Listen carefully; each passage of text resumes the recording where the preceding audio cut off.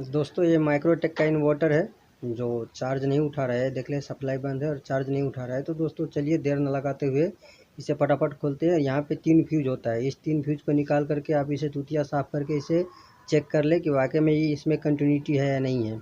अगर ना हो तो इस फ्यूज को ज्वाइंट करके और फिर दोबारा फ्यूज लगा ले। तो देर ना करते हुए हम इसे साफ़ करके और फटाफट ये तीनों फ्यूज दोबारा से इसे साफ़ करके लगा देते हैं।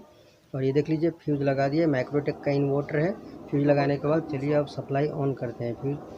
तो दोस्तों मेरा वीडियो थोड़ा भी अच्छा लगा हो तो एक लाइक ज़रूर कीजिएगा। और फिर इसे सप्लाई चालू कर दिया और चालू करने के बाद यहाँ पे देख रहे हैं, यहाँ पे आउटडोर ब्लोअर चालू हो चुका और यह इन्वर्टर भी ओके चार्जिंग भी उठा रहा है।